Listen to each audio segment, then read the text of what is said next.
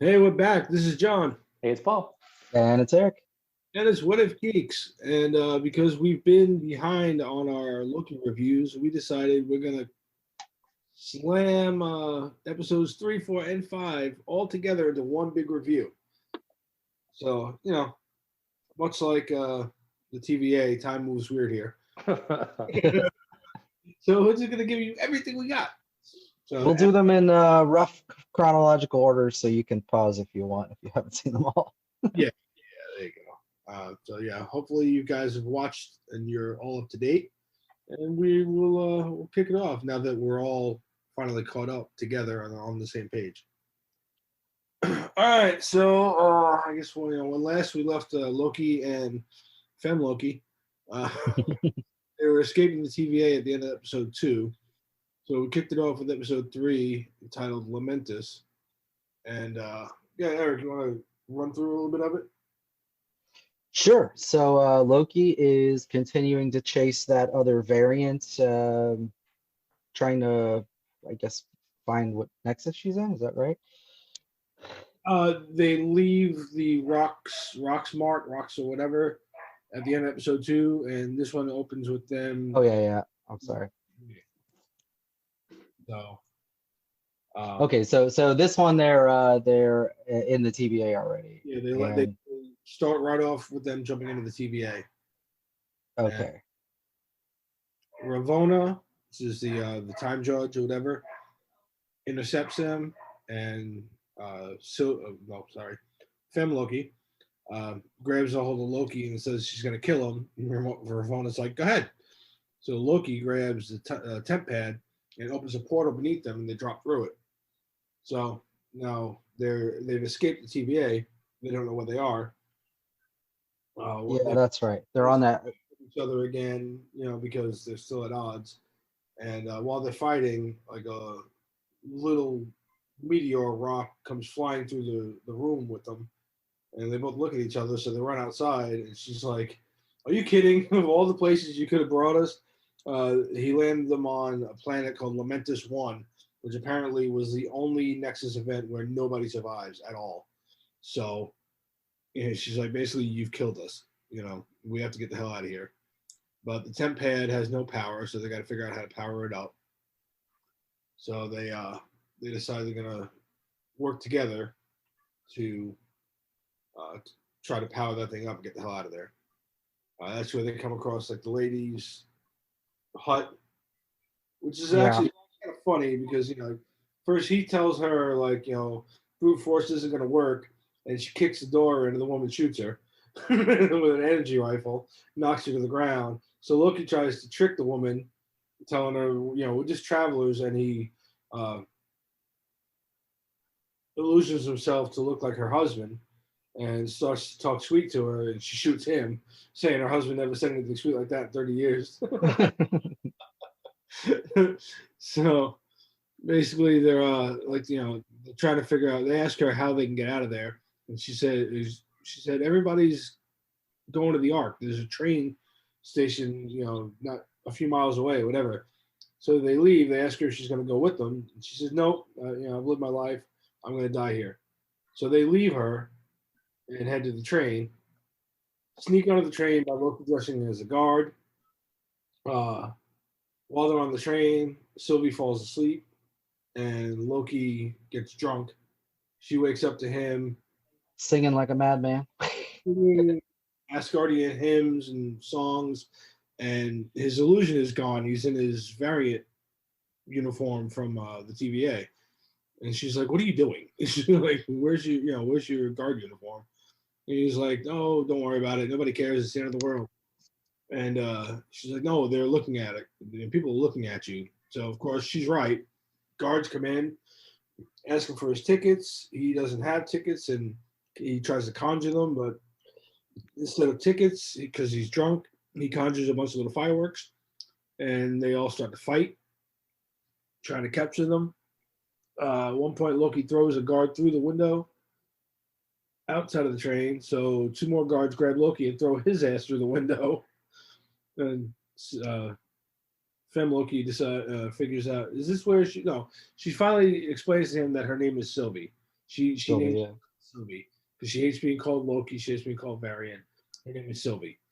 So Sylvie realizes he's got the temp pad and she needs him, so she jumps out the window after him.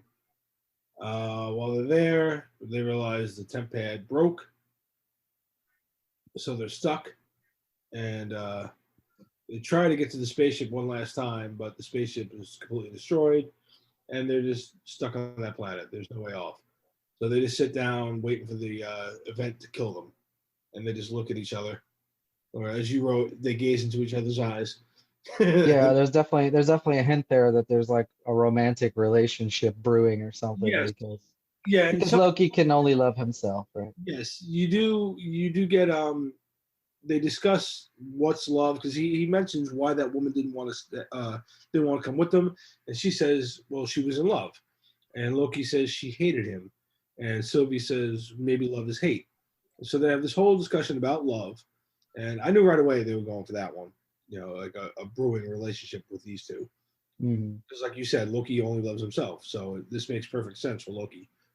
Uh, so he asks Sylvie if there's somebody waiting for her, and she basically says no after messing with him.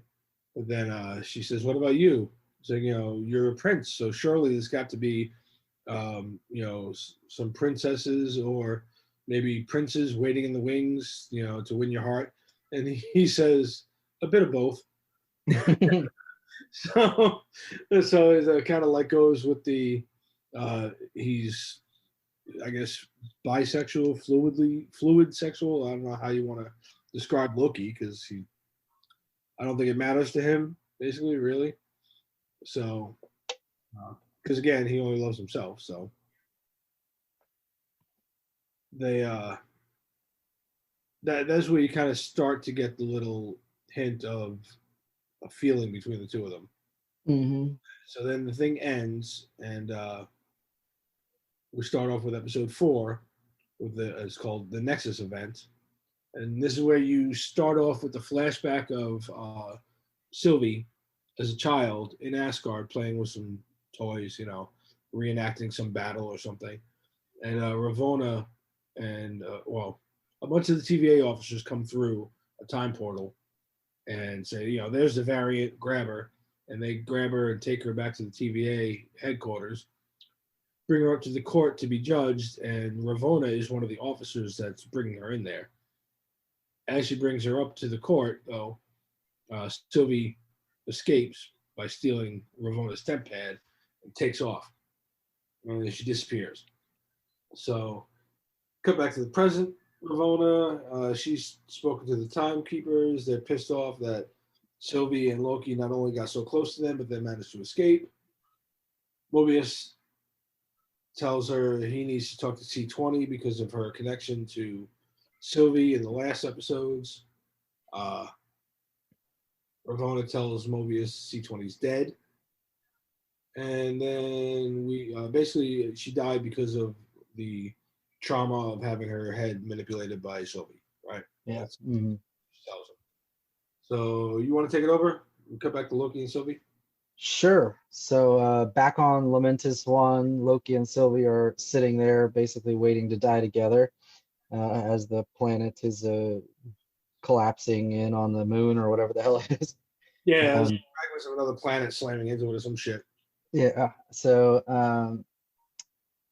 he they sort of make up, I guess. She tells him sort of her backstory about being taken from Asgard and all that.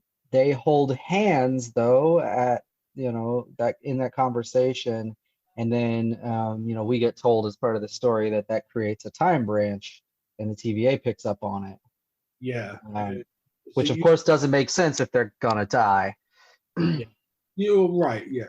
Well, because they're not meant to be there though, so I guess that makes sense. Yeah. And it's a unique time branch that Mobius even says, have you seen a branch like that before? And the rest of the agents like, nope, and it looks different than the ones we've seen already. You know, it looks very strong compared to the other ones. So Yeah. they open up their time portals to kind of basically they know they found them, so they open up time portals, and Loki and Sylvie jump through, immediately cut to them being dragged in shackles through the TVA and separated, right? And Yeah, and Mobius is super pissed at Loki at this point, and he yeah, puts him in a friends. time loop. Yeah, puts him in a time loop where Lady Sif repeatedly beats his ass and kicks him in the nuts, basically, over and over again, and it repeats like every like 3 minutes or something. And the key to that I didn't write in the notes, though, the key to that is she tells him, "You deserve to be alone. You always will." And so that's like you said, it's repeated to him every 3 minutes, over and over and over and over for however long he's in there, whatever. So it's all he keeps hearing from her is, "You deserve to be alone. You always will be." Until at some point he internalizes that, right, and says, "Hey, I do this because I need attention," and Yeah. Yeah. Was it before he got tossed in there that he tells Mobius that the TVA is lying about everything? And Yeah. Yeah, that was the key. Because Mobius is pissed at him, telling him, "You're supposed to be my friend and help me out here." And Loki's like, "You're not listening to me." So right before he gets thrown in, he says, "Listen, the TVA is lying to you." And then they throw him in the time loop. So then, what's after that? The two of them get taken in front of the timekeepers.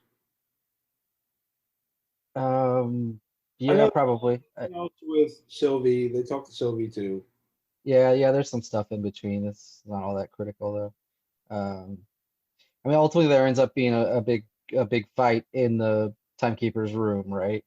And I think it was Sylvie who throws one of the knives or something at the timekeeper, and the head just pops off and rolls across the floor. And it's Yeah, got like a bunch of wires hanging out, and then you find out it's they're just androids. yeah, they're just androids doing someone else's bidding, basically. And yeah, and even Ravonna looks shocked too. She's like, so like none of them knew. Yeah. So And so a bit of a battle breaks out. Mobius is in there, the two Lokis, Ravonna, maybe a couple guards. And yeah, ultimately, Mobius gets pruned in this. yeah, it's because he decides to side with Loki after Yeah, figuring out that he's been lied to. There's that whole thing in there where he takes Ravonna's temp pad and figures out they've been lying to him and whatever. So yeah. I felt a little shocked when I first saw that, yeah, me too. I I was was like, like, oh, yeah, it but was like, gone now? What the hell? yeah, before this episode was even over, I was like, okay, obviously the pruning isn't dead right, because not permanent, because Owen Wilson's so cool in this. Yeah, it wasn't just him, because Loki gets pruned by Ravonna at the end of this. It's like, okay, this yeah, can't be forever. he goes to help Sylvie up, and Ravonna prunes his ass. But there's a key in there. Was it before or after this when we find out that Sylvie? I think that's when before this when Sylvie tells them they're all variants. Yeah, That's the only key that we didn't write down. Was she explains to them that they're all variants. The timekeepers have been kidnapping variants from across time and making them serve the TVA. yeah. So Mobius, C20, even Ravonna, they're all variants that have been robbed from somewhere, Yep. from some timeline. And they apparently have their memories wiped or something. Yeah, and that's why she's able to, like, when she got into C20's head, the little scene that they have in like a bar somewhere, it's from C20's memories. Mhm. Yeah, that's why she says she remembers being there. So there's yeah, that's it. That's how she figures out they're all variants. But okay. So now yeah, Ravonna proved Loki, and then I think we kind of cut to the credits right after that, right? It was Yeah, like, pretty much. Yeah. And then there's I guess rare for this series, but there's a post-credit scene, yep. um, which is, I think, something I'm trying to remember. Loki wakes up in grass, and he's like, "Am I dead? Is this hell?" And then he goes to sit up, and he says, "Who are you?" And the camera turns to his point of view, and there's 4 Loki variants standing in front of him. And I guess we would describe it now. One is dressed like the classic Loki from the comics. One is Kid Loki. In what looks like a Halloween costume, like that episode in WandaVision where Wanda and Vision are in what look like Halloween versions of their Marvel costumes. This guy looks like he's in the what's the name of that Halloween store version of the Loki costume? Or those that pop up right around Halloween that take place in a unrented Norse demigod or some shit like that. Yeah. With giant horns. Yeah, it looks like that, but it looks a little bit better than the Halloween costumes. So you kind of tell that it's like classic Loki from the comics, but yeah, it was right on par with it. Wow. And it's all throwback to the like flat 2 or 3 color stuff they had in like the 60s era comics and exactly. Then you got Kid Loki. You've got who we can only call Viking Bloki. Is this giant black Loki. Black Loki, Bloki. He's Bloki. And he's got what looks like a golden version of Mjolnir. Yeah. And then I don't know if you can actually see him in this because the scene goes by too quick, but you definitely see him in the next episode that we're about to get into. But there's an alligator Loki. Yeah, you see the alligator in this. He's like sitting between them on the ground with the horns on his head. Yeah. It's like a 4-foot alligator with fucking Loki horns on his head. This is like the craziest mix of people. So then we jump into episode 5, which was entitled Journey into Mystery, which is great because that's a callback to the comics that Thor starred in for a while, right? Before he actually got his own comic. So Loki and his variants discuss things for a little bit. He befriends them, kind of. So he decides to go with them, try to figure out how they're going to get out of there. Then we go back to the TVA, and Sylvie tries to get the truth from Ravonna. Ravonna explains what the void is, and basically it's like at the end of the time, the pruned people go there. So technically, because it's like you killed Loki, and Ravonna's like, Loki's not dead, and explains it to her. So she says, but there's this beast there named Alioth that destroys all variants and alternate timelines. So it's basically like where the end of time is while the timekeepers are writing the end of time or some weird timey-wimey shit. That's where all the variants go to just wait until they're dead. So now Sylvie knows that there's a way for her to get her out of there. Realizes Ravonna's just been stalling her until the guards can get there. Tries to escape, grabs one of the little pruning sticks, and prunes herself. Which is not a phrase I thought I'd use, ever. Go prune yourself. All right, so go ahead. Who wants to take it? So we go back to the Loki lair, I guess you'd call it, in the void. And they've got some weird underground lair. It's like a fun house or arcade in there or something. Yeah, it's weird. It's got it's got like, I didn't pay attention to what it said, but it's got like a pinball machine, some like space thing. It is definitely I'm sure there's a bunch of Easter eggs in there I missed. I probably need to go watch it a second time, but I bet there's a bunch of stuff in there. I did notice there was Thanos's helicopter is in one of the scenes. Yeah. In Void. But anyway, so they're telling their stories at this point, I guess. So Kid Loki's story is that he actually killed Thor. I guess that was his violation of the timeline that ended up getting him pruned. The classic Loki apparently had a perfect life, but then when Thanos came and attacked him, he just pretended. He made like a image of himself. What the hell am I looking for? Yeah.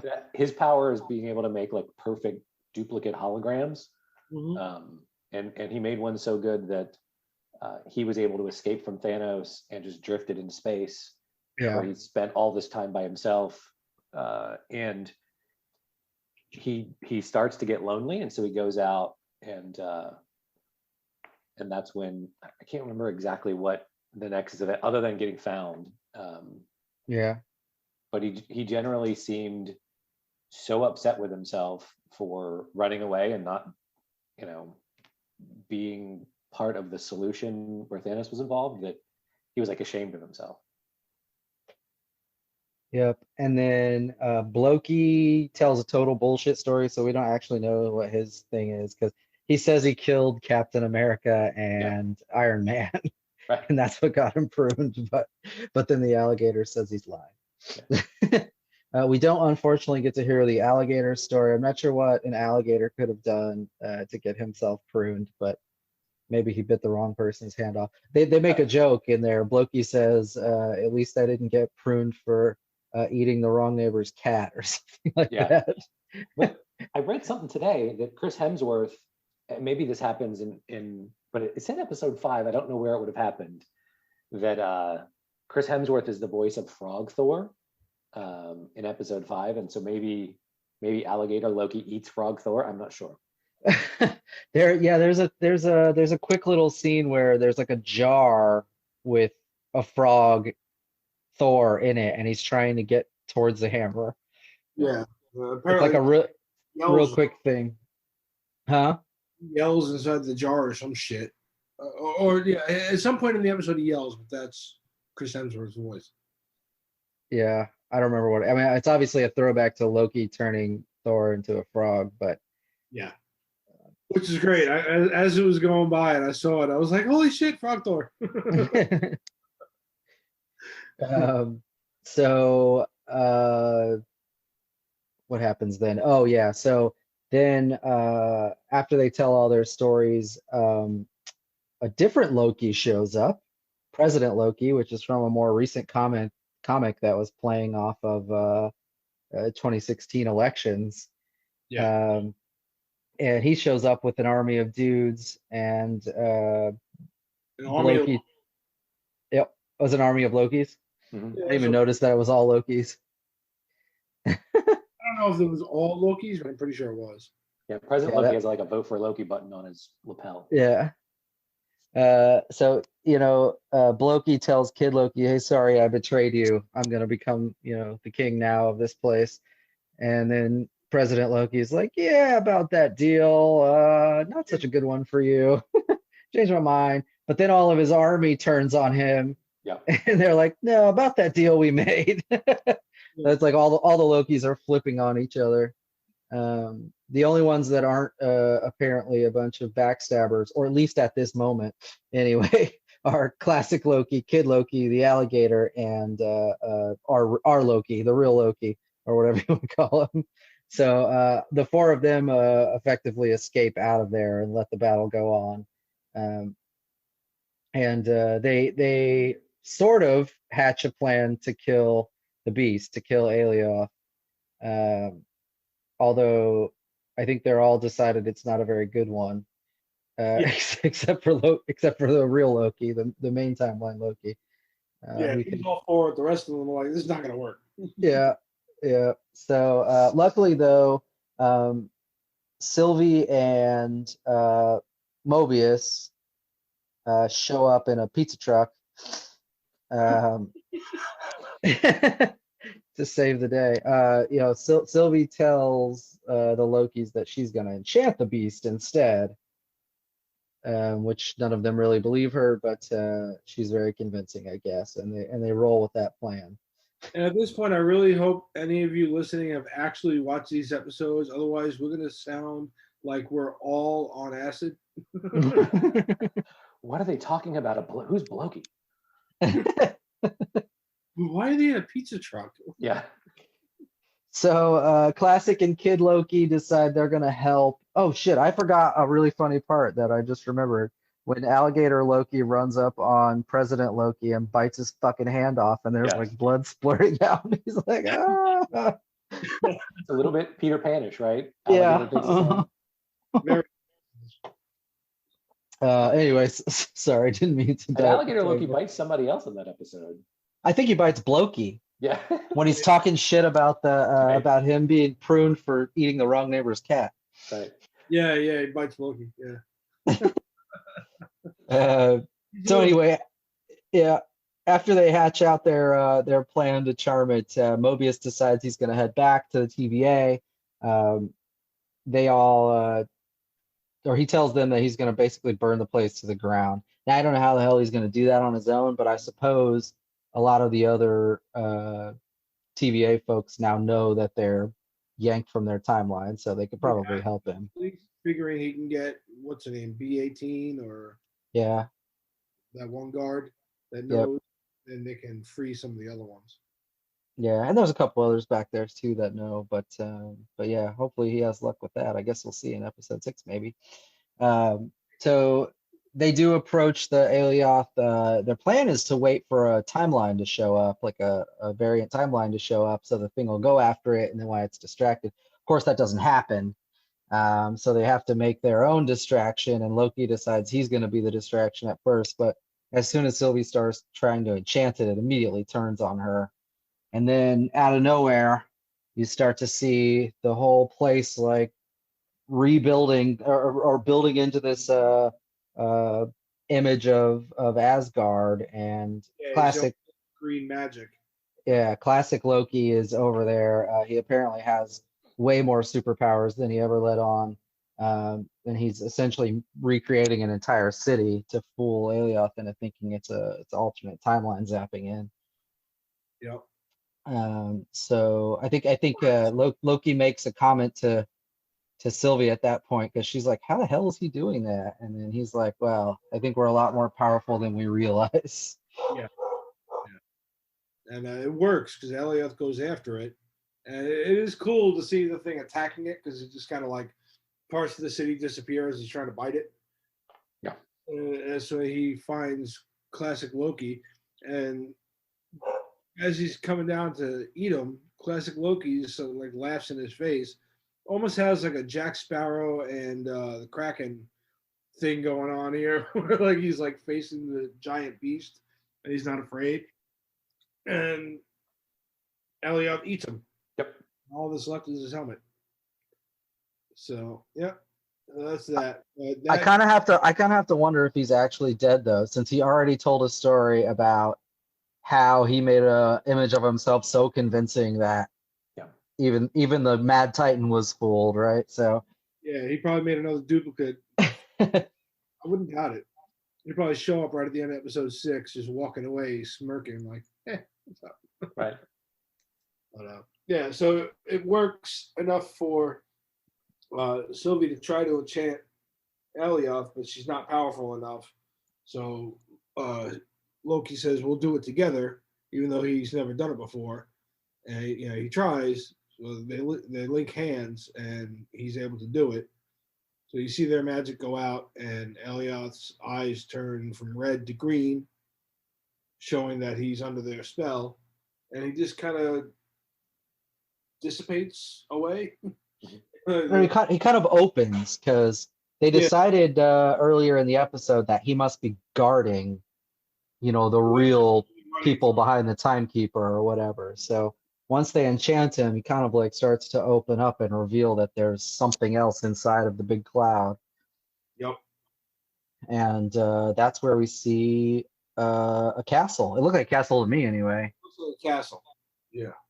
And so, we can get into theories probably, but I mean, that's essentially the end of the episode. But I mean, a castle is fairly significant. There's only a couple big bads that might exist here that live in a castle. Yep. I mean, you could maybe say Doctor Doom. That's probably a throwaway at this point, though, because the real person that you're probably going to see living in a castle is Immortus. Mephisto. Which is, of course, Kang. Which is, of course, what's that? Mephisto. Which is also Iron Lad, which just goes back to the Young Avengers thing we've been talking about forever, because he's one of the missing characters out of the Young Avengers lineup that we haven't seen anywhere yet. Yep. So I have a feeling I know what they're going to borrow from here. because this is going to be this is going to be Kang the Conqueror trying to find all of his different variants and kill them so he can become like the Immortus. And to do that in the comics, he went back in time, right, to convince his young self to embrace becoming King the Conqueror quicker or whatever. But his young self revolted against that, became the Iron Lad, and then tried to fight his future self. This is all sounding like madness, but I mean, I think that's what they're leading up to here, because it's Iron Lad who ultimately finds, the defunct and broken Vision, and finds out how to reassemble the Avengers, who are all virtually gone at that point. But the plan that Vision has laid out has ways to get in touch with all these other people that are connected to the original Avengers, which becomes the Speed and the Wiccan and the new Hawkeye and all these other things, right? So I really think that's where they're taking us. That's going to be Kang behind the castle. It's not going to end with any sort of conclusion other than to see that he's the one in the castle, and that's probably going to be the end. I think it's definitely going to be Kang. I don't think you're going to get even a whiff of Iron Lad yet. I think you'll see him in the Avengers, and then you'll find out the connection later. I agree. Yeah, which is exactly what they did in the comics. Yep. He rebuilt he formed the Young Avengers, and then you find out later that he's actually a young Kang. So yeah, I think just like they had multiple Avengers movies, they're going to do the same thing. Little bad, bigger bad, sort of build it up just like they did with the Avengers, except it'll all be the Young Avengers this time. I think that's where they're taking us with all this. I'd agree. And Kang makes perfect sense for this. One, because of the whole time thing. Two, they've already cast him. They've already cast him, that's true. And three, at least one of those timekeepers androids kind of sort of looked like Kang. So, I mean, it's kind of like right in your face, really, at this point. Well, and Kang had a relationship with Ravonna, which might explain why she is so dedicated to the TVA. Even after finding out they're fucking androids, she's still like, maybe she already knew, but Oh, that's out of the comics? Because I didn't. Yeah, I missed that one. So okay, cool. Yeah, so it makes perfect sense. Now the other question that I threw out here that I've been hearing around the internet is, where is the TVA? Is the TVA actually in the quantum realm? And there's been an argument for this because Kang actually started getting dropped around when the first Ant-Man started talking about quantum realm and time and whatever. They started talking about Kang showing up in the MCU, right? well, and that's what the casting is, right? It's a person supposed to show up in the Ant-Man 3. Right. But I'm saying like his rumors by the fans started way back when. Now in Ant-Man 2, when Scott Lang goes into the quantum realm to go look for Janet Van Dyne, the original Wasp, you see what looks like a city or a castle or something. And at the time, everybody kept saying that they thought it was the Black Knight's castle. But now the ongoing theory is it looks an awful lot like a faraway shot of the TVA. And I guess it does. I haven't really sat down and tried to look at the two too much. But if you do, I guess it kind of does. And the argument makes sense because in Ant-Man 2, or Ant-Man and the Wasp, the original Wasp is stuck in there for a long time. And she comes out, I mean, she's aged a little bit, but she's stuck in there for quite a while, right? At the end of that, we know that Scott Lang gets stuck in the quantum realm because he goes in there to work to get, he was going in to get some energy to help Ghost or whatever. And then Infinity War snap happened and he got stuck in there. Fast forward to Endgame, you find out he's actually been in there for 5 years and he thinks he's been there for 5 minutes. So, because he hasn't aged like a day. And then we come to what I said earlier was like in episode 1 of Loki, when Loki meets Mobius, he asks Mobius, how long have you been working here? And Mobius is like, oh, I don't know, time works weird here. Yeah. So it's kind of like it all sounds like the quantum realm is a nice theory, but at the same time, the MCU is so big and vast that TVA could pretty much be anywhere. I think the connection is going to be there, especially since Kang is. I'm pretty sure he's in the credits of Ant-Man 3 or whatever. I know they talked about him being in it, so the connection's there. Even if it's just kind of on the outskirts, there's definitely a connection there. What about you guys? Think? Paul, you got thoughts on? Here's my. We've thought now that WandaVision was going to link more completely to something else. We thought Falcon and Winter Soldier was going to link more completely to something else, and they were. It's not that they won't, right? The very end of WandaVision seems to start some sort of tie-in to Doctor Strange. We know that Elizabeth Olsen is in the Doctor Strange and Multiverse of Madness movie. I'm not sure if that's what that is, but we had this whole scene played up of like, this is how the X-Men come in, and so we thought with Falcon and Winter Soldier, this is how the X-Men are going to come in, and Doom, like all these other things were going to be, and so I think we're going to end with something that isn't directly tied into everything else. I think we'll get Loki back in the regular timeline in some way, but I don't know that this is going to be sort of the launch point of a giant kind of tie-in, just because the others haven't. And I could be totally wrong, but I'm going to, based on what's happened in the other two, I'm going to say it's not going to be as broad as we think it is, and we will somehow work either sort of pruning out the TVA and collapsing all the other Lokis into the Loki, the Tom Huddleston Loki, and but like his personality will be changed. He'll be a little bit more serious, less trickster, a little bit more of a hero. Yeah, more of an anti-hero kind of thing. Yeah, I'd agree, and I think, like you said, I don't think this is going to lead into something huge yet. I think it's laying seeds for like phase 5. They've got pretty much planned out, but I think this is laying seeds for you are going to get Young Avengers at some point, because there's too much of it already here. So it's definitely, and Kang has got a big thing to do with them too.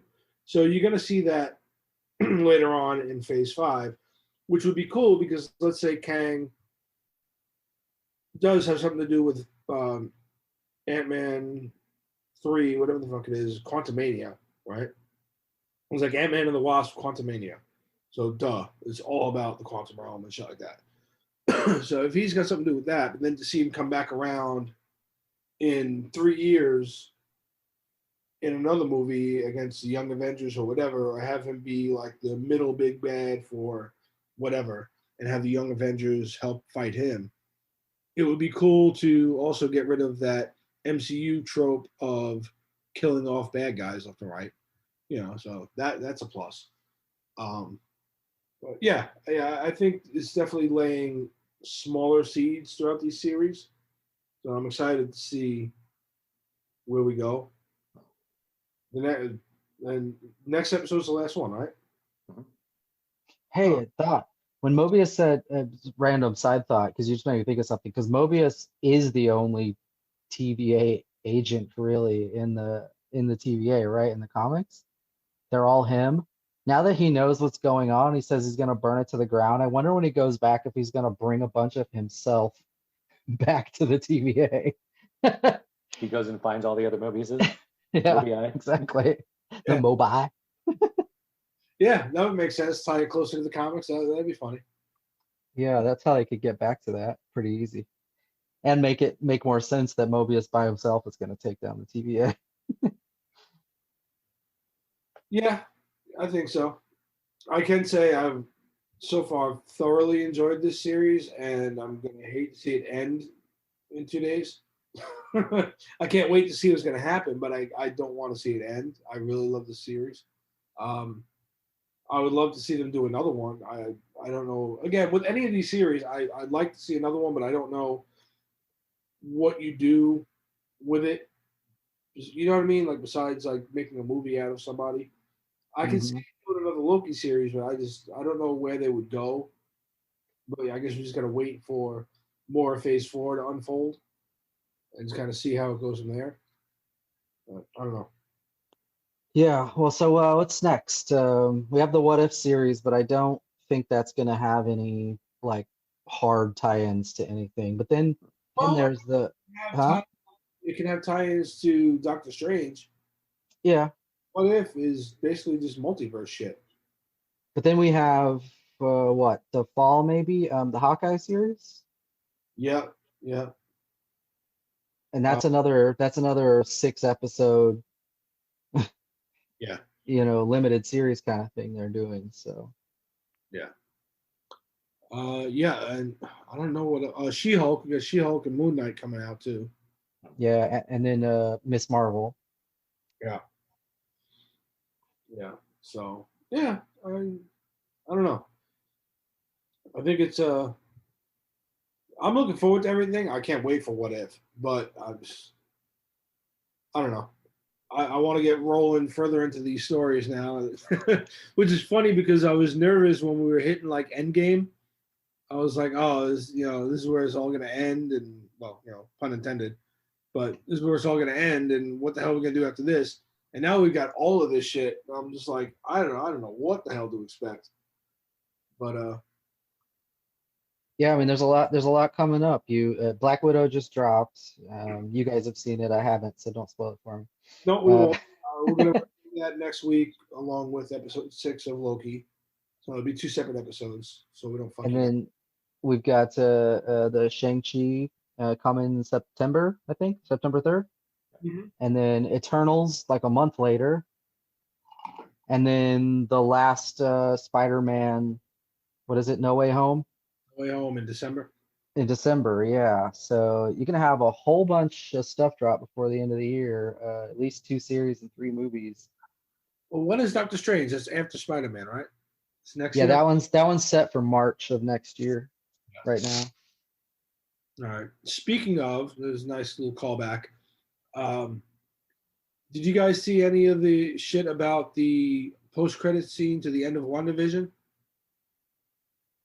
Disney redid it, so it's basically the same thing, right? You'll have to go back and watch it. It's going to lose something just talking about it. Uh, Audio and not visual for fans and everybody. But basically, it's the same thing, right? Where you see the camera pan through the mountains or whatever toward this cabin, and she's sitting there, right? But as the camera's going, you see something on the side, and it could just be fans like looking into shit. But they basically like someone played the original and the new one side by side, and there is definitely something that it looks like when people on YouTube say they caught a ghost, and you see like a vague Hmm. floating in the air, right? As the thing comes to the cabin, and then it gets to like where she gets up with her tea and goes inside, and then you see her astral projection up there reading the book, right? Same thing.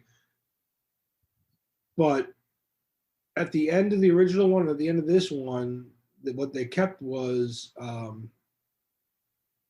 the ending theme music switches to the Doctor Strange theme music, right? And people are saying that that thing that you see is actually Doctor Strange's astral form looking for Wanda, trying to keep tabs on her or whatever. Hmm. Yeah, so I think that's, but they definitely changed it. There's a change. There's some lighting changes and whatever. When they play them side by side, you'll have to go back and look. It's definitely changed, and there's definitely something there. So it could just be something they missed in editing, but it doesn't look like something they missed in editing. You know what I mean? It's a fucking ghost. Something's floating through the damn trees. Let's go back and look. So they definitely changed that. So Disney's fucking with people. They changed it like around June.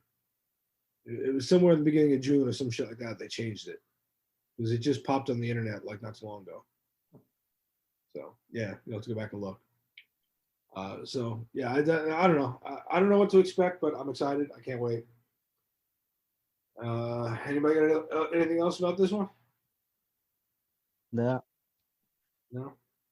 No, I think what they're doing with these series is really cool. I think the big stories of like WandaVision was about Yeah. love and Falcon Winter Soldier about patriotism, and this about time. I think are big cool themes, and the way they do it is really well done. So looking forward to see how it ends, and then interested to see what they'll do with Hawkeye and some of these other shows. Yeah.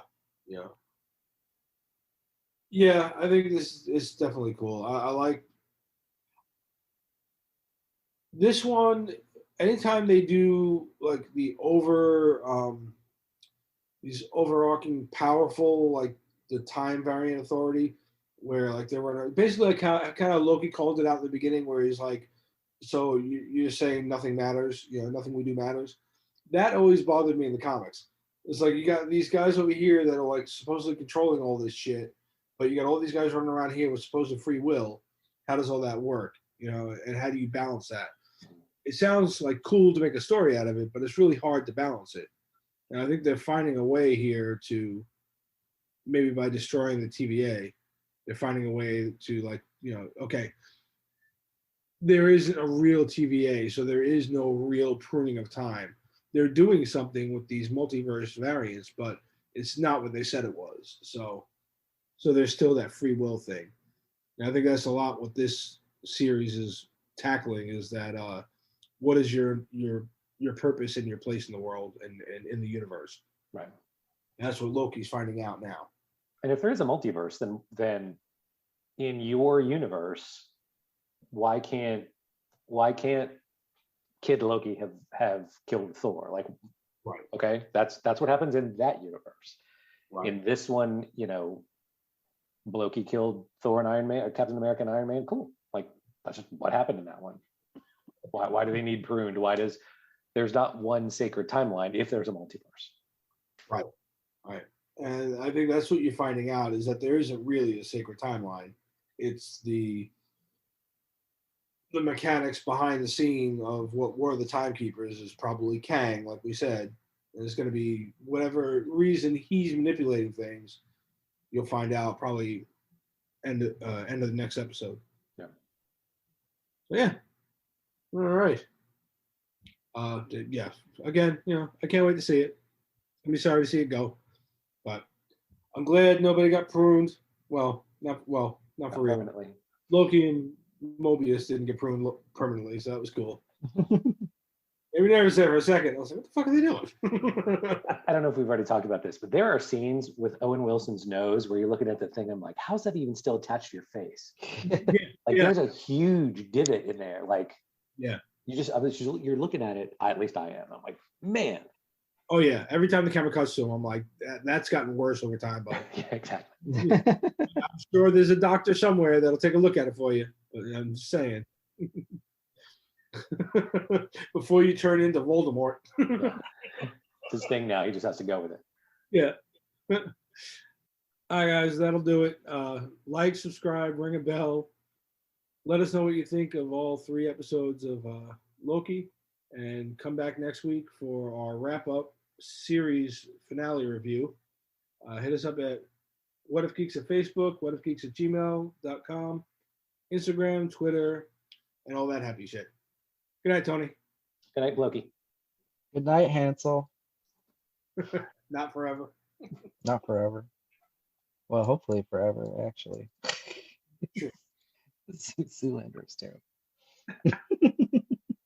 There was a sequel. Oh, that makes it less terrible, huh? No. That's how god awful it was. We almost forgot there was a sequel. All right, cool. I stopped recording.